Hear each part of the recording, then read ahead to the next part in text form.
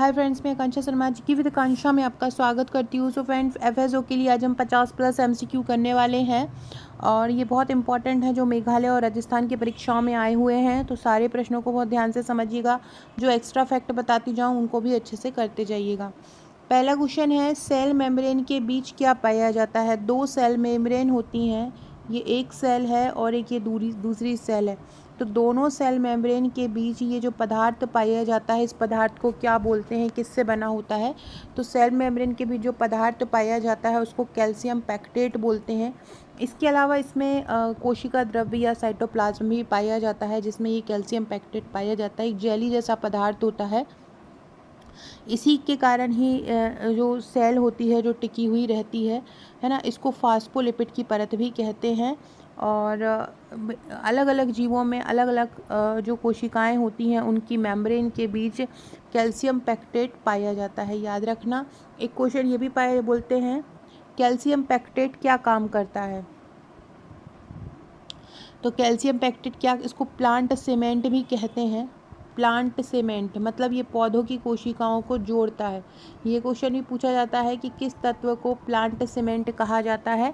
तो जो plant cement किसको बोलते हैं? कैल्शियम पैक्टेट को ही प्लांट सीमेंट बोलते हैं। कारण क्या है? क्योंकि ये प्लांट को आपस में जोड़ता है और पौधों की जो सेल वॉल होती है उसकी महत्वपूर्ण हिस्सा होता है और कोशिकाओं को एक साथ बांधने में भी मदद करता है। कैल्शियम पैक्टेट कैल्शियम और पैक्टिक एसिड से मिलकर बना हुआ होता है। ठीक है, चलो अगला है, कौन सा पोटेंट ब्लीचिंग एंटी माइक्रोबियल है? एंटी माइक्रोबियल कौन होता है? कोई सबसे शक्तिशाली ब्लीचिंग एंटी माइक्रोबियल जो होता है, जो विरंजक कहते हैं जिसको, वो सोडियम हाइपोक्लोराइड होता है। NaOCl जो होता है वो क्या होता है? सबसे शक्तिशाली ब्लीचिंग एंटी माइक्रोबियल होता है, जो आमतौर पर घरेलू बीच में पाया जाता है। ये रोगाणुरोधी होता है। रोगाणुरोधी मतलब रोगाणुओं को रोकता है आने से, है ना। और ये बैक्टीरिया हो गया, वायरस हो गया और कवक, इन सबको मारने का भी काम करता है ना। तो याद रखिएगा, सबसे शक्तिशाली विरंजक और एंटी माइक्रोबियल या ब्लीचिंग एंटी माइक्रोबियल कौन होता है? तो वो होता है सोडियम। सोडियम जो होता है, सोडियम हाइपोक्लोराइड जो होता है, वो शक्तिशाली विरंजक के रूप में काम करता है। एक क्वेश्चन ये भी आपके मन में आ रहा होगा कि ब्लीचिंग क्या होता है या ब्लीचिंग के क्या फ़ायदे होते हैं? तो ब्लीचिंग किसी भी चीज़ को कम करने, विरंजक के रूप में काम करता है ना। विरंजक के रूप में काम करता है, किसी भी चीज़ को हटाने में, है ना, किसी भी चीज़ को हटाने में, किसी भी चीज़ को नष्ट करने में। विरंजक रंजक, बिना रंजक का करने, बिना रंजक का करने में, मतलब दाग धब्बों को हटाने में। रंजक मतलब होता है रंग देना और विरंजक मतलब होता है उसमें से रंग हटाना, है ना। तो इस प्रकार से ये जो विरंजक होता है, रंग हटाने में भी काम किया जाता है, दाग धब्बों को हटाने में भी इसका उपयोग हो जाता है। इसके अलावा ये एंटी माइक्रोबियल मतलब माइक्रोबियल को भी हटाने में काम करता है। तो कौन होता है? ये मेन सोडियम होता है। और अगर आपसे यौगिक पूछ रहे हैं तो सोडियम हाइपोक्लोराइड होता है। अगला है, सीरम में फास्फोरस की मात्रा कितने से अधिक होने पर हाइपर फास्फेटेमिया हो जाता है? देखो, हमारे शरीर में जो फास्फोरस होता है, हमको जो फास्फोरस की मात्रा प्रतिदिन लगभग 1000 मिलीग्राम हमको फास्फोरस चाहिए है।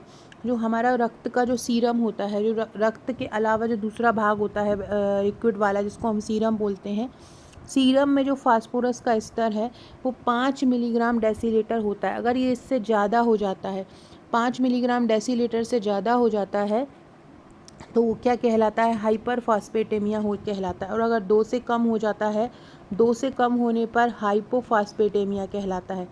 2 से कम होने पर क्या कहलाता है? हाइपोफास्फेटेमिया कहलाता है। और अगर 5 से ज़्यादा हो जाता है तो 5 से ज़्यादा वाले को हाइपर फास्फेटेमिया कहते हैं। और ये प्रति डेसीलीटर रक्त में नापा जाता है। प्रति डेसीलीटर, ये देखो DL लिखा हुआ है, तो ये प्रति डेसीलीटर रक्त में नापा जाता है। ठीक है, तो सीरम फास्फोरस क्या होता है?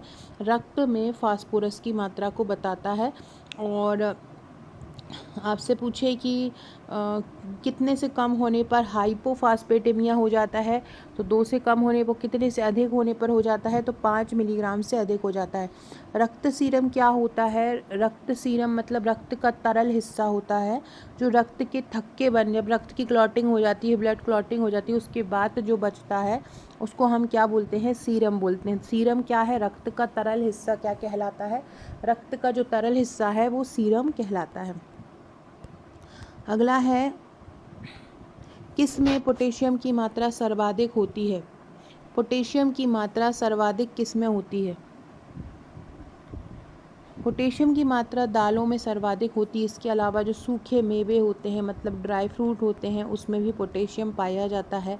शकरकंद में भी जो है पोटेशियम की मात्रा अच्छी खासी पाई जाती है।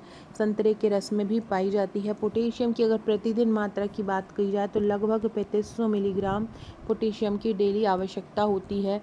आलू, एवोकाडो, केला, इन सभी में पोटेशियम पाया जाता है। केला भी भरपूर उच्च स्रोत होता है फलों में केला पोटेशियम का, लेकिन इनमें अगर पूछा जाए तो किसमें? दालों में पोटेशियम की अच्छी खासी मात्रा पाई जाती है। अगला है, यदि लोहे का स्तर बहुत कम होता है तो लोहे का इंजेक्शन किस मार्ग से देना चाहिए? इंट्रामस्कुलर मतलब होता है मांसपेशी द्वारा।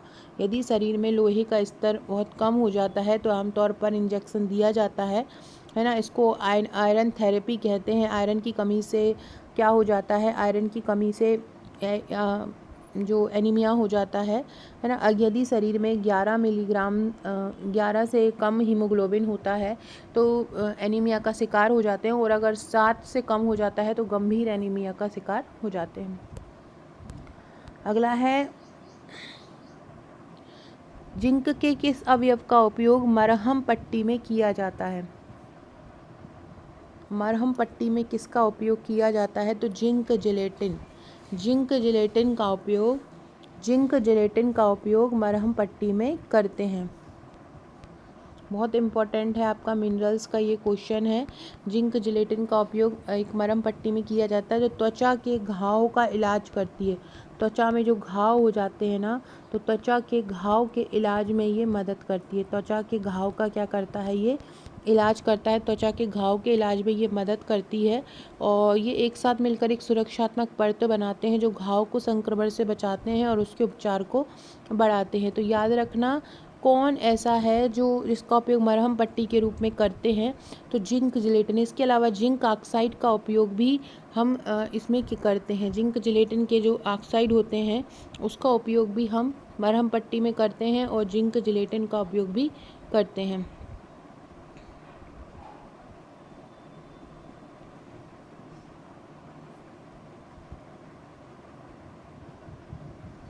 जिंक जिलेटिन का सूत्र होता है जिंक ZnO।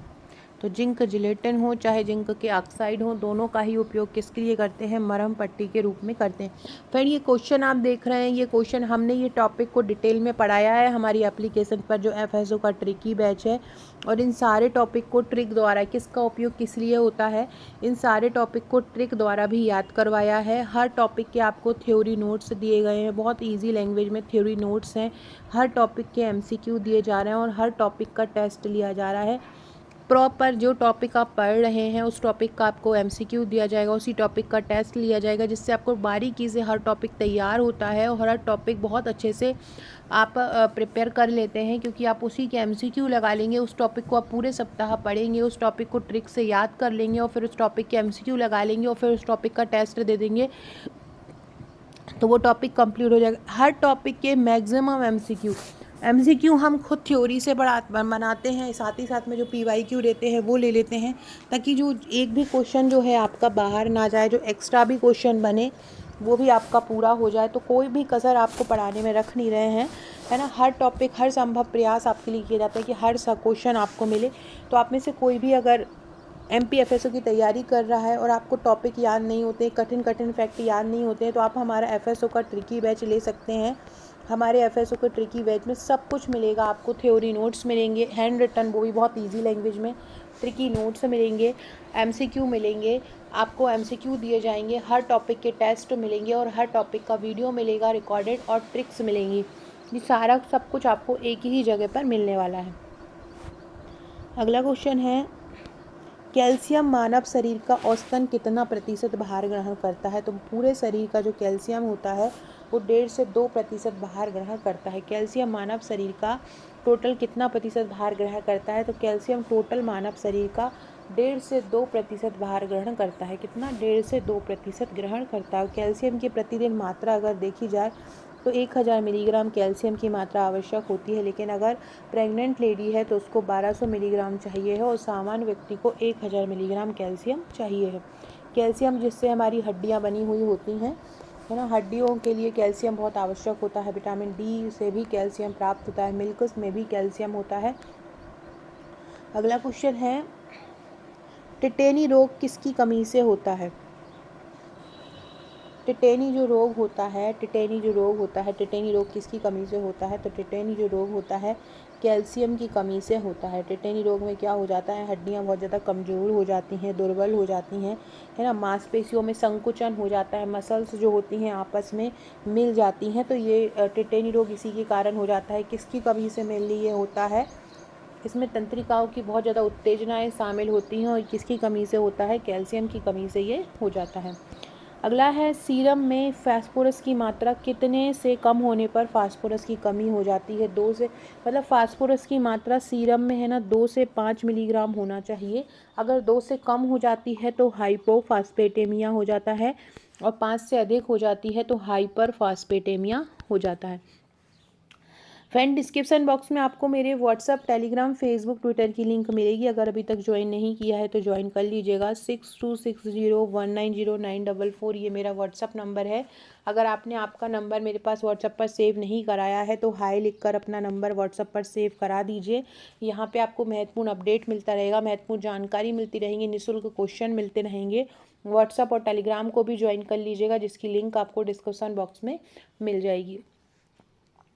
अगला क्वेश्चन है, निम्नलिखित में से किसे मैग्नीशिया कहा जाता है? मैग्नीशिया, दूध या पानी, इन सबको मैग्नीशिया बोला जाता है। मैग्नीशियम का ही एक अवयव है। तो मैग्नीशिया किसको कहा जाता है? मैग्नीशिया कहा जाता है मैग्नीशियम ऑक्साइड को, जिसको हम दूधिया भी बोलते हैं, मिल्क ऑफ मैग्नीशिया भी बोलते हैं इसको। मिल्क ऑफ ये सफ़ेद कलर का होता है, इसलिए इसको हम मिल्क ऑफ मैग्नीशिया भी बोलते हैं। मिल्क ऑफ मैग्नीशिया भी इसको बोला जाता है। और ये एक कार्बनिक यौगिक होता है और ये जल में घुलकर दूध जैसा पदार्थ देता है, इसलिए इसको मैग्नीशिया बोलते हैं। तो मिल्क ऑफ मैग्नीशिया क्या होता है? एक जल में घुलकर ये दूध जैसा दिखता है, इसलिए हम इसको दूधिया पदार्थ बोलते हैं। और मैग्नीशिया MgO होता है। क्या होता है? MgO इसको हम बोलते हैं। अगला है, सेलेनियम, जो कि एक खनिज होता है जो हमारे शरीर में पाया जाता है, लगभग 55 माइक्रोग्राम इसकी आवश्यकता होती है। सेलेनियम का सामान्य सीरम स्तर प्रति मिलीलीटर कितना होता है? सीरम क्या होता है? रक्त का तरल भाग को हम सीरम कहते हैं, और 13 माइक्रोग्राम प्रति मिलीलीटर होता है। सीरम का स्तर कितना होता है? प्रति मिलीलीटर रक्त में, प्रति मिलीलीटर सीरम में जो सेलेनियम का स्तर होता है वो कितना होता है? 13 माइक्रोग्राम होता है। कितना? 13 माइक्रोग्राम प्रति मिलीलीटर होता है।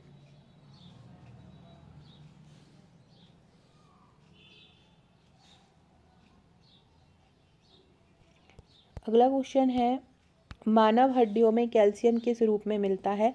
मानव हड्डियों में जो कैल्शियम मिलता है वो कैल्शियम फॉस्फेट के रूप में मिलता है। मानव की हड्डियों में जो कैल्शियम होता है, हड्डियों के जो ऊतक में जो पाया जाता है, एक लिक्विड टाइप पदार्थ होता है जिससे हड्डियाँ आपस में चिपकी हुई रहती हैं, वो क्या होता है? कैल्शियम फॉस्फेट होता है। किसका उपयोग एसिड बेस असंतुलन को संतुलन करने में होता है? एसिड बेस संतुलन में उसका उपयोग किया जाता है। Potassium bicarbonate. Potassium bicarbonate, potassium bicarbonate का उपयोग एसिड बेस इम्बैलेंस में किया जाता है। अम्ल क्षार संतुलन में पोटेशियम बाइकार्बोनेट का उपयोग किया जाता है। पोटेशियम बाइकार्बोनेट का उपयोग किस में करते हैं? अम्ल क्षार संतुलन में पोटेशियम बाइकार्बोनेट का उपयोग करते हैं। ठीक है, किसका करते हैं? पोटेशियम बाइकार्बोनेट का सूत्र क्या होता है? KHCO3। जैसे सोडियम बाइकार्बोनेट में बीच में H आ जाता है, ऐसे पोटेशियम बाइकार्बोनेट में भी बीच में H आ जाता है। तो किसका उपयोग एसिड बेस इम्बैलेंस में होता है? पोटेशियम बाइकार्बोनेट का होता है। फ्रेंड्स, हमारी एक FSO की टेस्ट सीरीज भी चल रही है, उसका चार्ज केवल 599 रुपये है। आप उसमें हमारे टेस्ट दे सकते हैं, उसमें टेस्ट होते हैं। अभी टॉपिक वाइज टेस्ट चल रहे हैं, जैसे ही सिलेबस कंप्लीट होगा वहाँ पर FLT टेस्ट भी मिलेंगे। टॉपिक वाइज MCQ से आपका वो टेस्ट से आपका टॉपिक कंप्लीट हो जाता है। साथ ही साथ में एक हमारा 30,000 प्लस MCQ का एक प्रैक्टिस सेट भी चल रहा है, वो भी आप परचेज़ कर सकते हैं। आपको FSO के फोल्डर में जाके सारे ही कोर्सेस FSO के मिल जाएंगे, आप वहाँ पर देख सकते हैं। ये फ्रेंड्स FSO की टेस्ट सीरीज़ है, ये इसका चार्ज 599 है। अभी इसका चार्ज 599 दिया जा रहा है। नेगेटिव मार्किंग के अकॉर्डिंग ही इसमें टेस्ट लिए जाते हैं। टॉपिक वाइज टेस्ट होंगे, हर यूनिट के PYQ रहेंगे, हर रविवार टेस्ट रहेगा, नेगेटिव मार्किंग रहेगी, पेपर के पैटर्न पर ये आधारित रहेगा। साथ ही में ये हमारे FSO का ट्रिकी बैच है, इसका चार्ज अभी 2399 है। इसमें 20% का डिस्काउंट चल रहा है ना। 2999 आपको एप्लीकेशन में मिल जाएगा, जिसमें आप कूपन लगा के उसको परचेज़ कर सकते हैं। बाकी कोई भी समस्या है तो आप मुझे व्हाट्सअप कर सकते हैं। हस्तलिखित नोट्स मिलेंगे। बुक की लैंग्वेज पढ़ने में नहीं समझ में आती है, क्या पढ़ना है नहीं समझ में आता, लेकिन हमारा जो टॉपिक वाइज हस्तलिखित नोट्स होते हैं पढ़ने में बहुत अच्छा लगता है और पढ़ के बहुत अच्छा लगता है और बहुत ईजिली समझ में भी आ जाते हैं, तो आप वो ले सकते हैं। इसमें रिकॉर्डेड वीडियो मिलेंगे, ट्रिक के साथ सारे टॉपिक मिलेंगे, संपूर्ण सिलेबस रहेगा, हर टॉपिक के MCQ, हर टॉपिक का टेस्ट, वीकली करंट अफेयर्स भी दिए जाएंगे, ग्राफ चित्र टेबल का प्रयोग करके जो नोट्स दिए जाएंगे, ट्रिक्स थ्योरी सब कुछ बहुत सरल अंदाज में रहेगा। प्रारंभ के 150 विद्यार्थियों के लिए इसका चार्ज 2,999 है और 150 अभ्यर्थियों के बाद इसकी कीमत जो है 4,999 हो जाएगी। तो जो भी इसको परचेज़ करना चाहते हैं, इसमें आपको नोट्स मिलेंगे, नोट्स को आप डाउनलोड कर सकते हैं, डाउनलोड करके आप प्रिंट भी निकाल सकते हैं और लैंग्वेज बहुत ज़्यादा ईजी रहेगी। हर टॉपिक के MCQ भी रहेंगे जिसको आप बहुत अच्छे से पढ़ सकते हैं।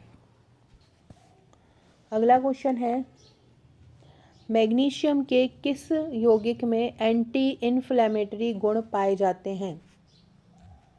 मतलब संक्रमण विरोधी गुण पाए जाते हैं, जैसे संक्रमण नहीं होता है, तो ऐसा कौन होता है? Magnesium sulphate.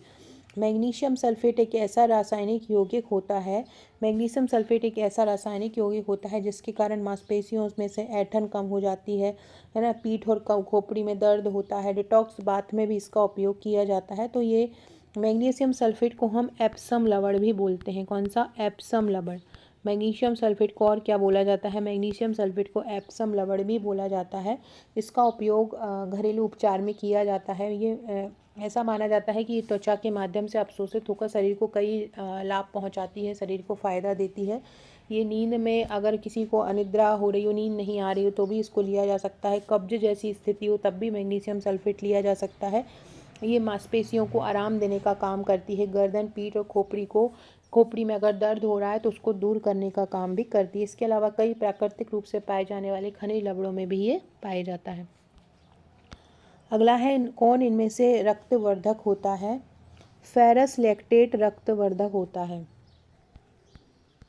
फेरस लैक्टेट रक्तवर्धक होता है, मतलब ये अब लाल कोशिकाओं के निर्माण में योगदान देता है। RBC का ये निर्माण करता है। तो आयरन जो होता है शरीर को स्वस्थ लाल रक्त कोशिकाओं के निर्माण में मदद करता है, जो पूरे शरीर में ऑक्सीजन पहुंचाती है। और ये आयरन को बढ़ाने का काम कौन करता है? फेरस लैक्टेट करता है। फेरस जो कि आयरन से ही बना हुआ रहता है। इसमें इसके अलग अलग ब्रांड आते हैं जो मार्केट में मिलते हैं, जो आयरन की कमी को पूरा करते हैं। तो कौन एक रक्तवर्धक के रूप में काम करता है? फेरस लैक्टेट जो होता है एक रक्तवर्धन के रूप में काम करता है। सो फ्रेंड्स, ये था हमारा आज का वीडियो। आशा है वीडियो पसंद आएगा। वीडियो अच्छा लगे तो लाइक शेयर सब्सक्राइब जरूर कीजिएगा। ये मेरा व्हाट्सअप नंबर है, अगर आपने आपका नंबर मेरे पास व्हाट्सअप पर सेव नहीं कराया है तो सेव करा दीजिएगा। यहाँ से आपको महत्वपूर्ण अपडेट, महत्वपूर्ण जानकारी मिलती रहेगी। Okay friends, thank you.